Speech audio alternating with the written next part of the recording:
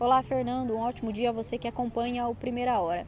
Fernando, essa situação teve início em 2019, quando uma mãe desconfiou que o filho estava sendo vítima de abusos, procurou informações e então entrou com um processo judicial contra esse agente de apoio. Esse homem foi condenado em março deste ano a 30 anos de prisão por esse crime cometido contra essa criança que tinha apenas 3 anos na época do crime. O menino estudava no CEMEI do Interlagos, quando então foi vítima desse agente de apoio. O que vem revoltando os pais de alunos da rede municipal de ensino é que, enquanto o processo tramitava na justiça, o homem continuou atuando na rede municipal de ensino.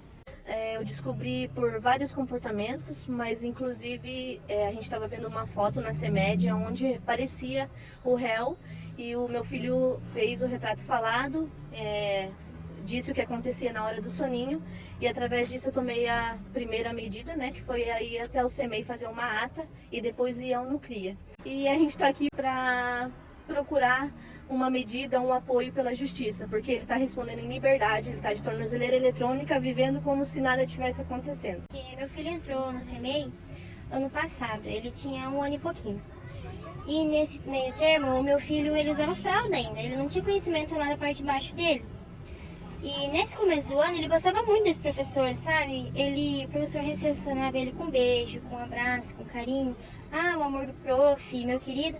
Até então a gente achava que era pelo jeito dele ser, né? Ser bonzinho. Até que um tempo meu filho foi pra casa machucado, como se alguém tivesse empurrado pra baixo, sangrando e com pus, e inchado. E eu peguei ele, levei pra casa e falei, não tá normal isso. Levei na minha vizinha que é uma enfermeira, muitos anos já, e ela falou, não, isso aí tá errado, alguém mexeu.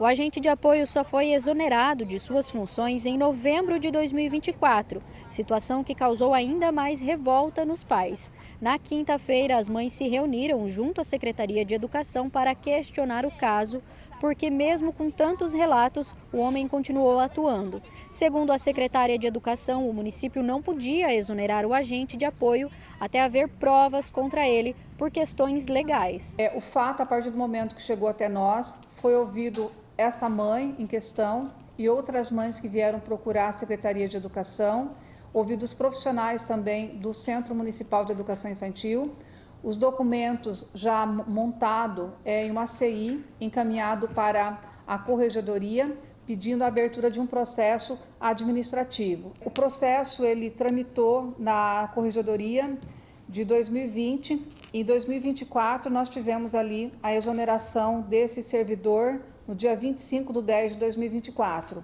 No entanto, apenas nesse ano de 2025, esse servidor havia sido condenado, a 30 anos de prisão, ainda em fase recursal, no dia 10/3/2025, agora recentemente. Esse é um fato que aconteceu, houve o julgamento muito tempo depois, 4 anos depois e 5 anos depois. Quanto ao servidor, ele não foi afastado, porque hoje não existe uma lei que afaste o servidor do serviço até que não tenha a prova realmente do que ele fez. Os pais relatam que, após a denúncia, foram informados de que o homem não estaria em contato com as crianças no horário do soninho, mas os pais recebiam vídeos do agente em contato com as crianças. Uma das mães relata que diversas vezes viu o agente trocar a fralda do filho dela. Falavam que ele não ficava junto com as crianças sozinho, ficava assim. Já peguei um monte de vezes ele trocando meu filho sozinho. Por que ele não podia ficar na hora do soninho, mas para trocar, mexer ali na região ele podia? Por que ele tinha que estar no fraldário, sendo que a secretaria sabia que ele fez outras coisas com as crianças? Por que ele foi para lá? A Secretaria de Educação relatou que o homem era acompanhado por outro profissional e não ficava sozinho com os alunos. Tanto a direção quanto a coordenação do CEMEI, quanto a nossa equipe aqui, que nós temos a equipe do departamento que faz acompanhamento, que faz assessoramento, sempre teve esse acompanhamento lá do CEMEI. Qualquer situação diferente a diretora teria relatado para nós, porém nesse tempo nós não tivemos, tanto é que no processo não tem nenhuma informação nova posterior.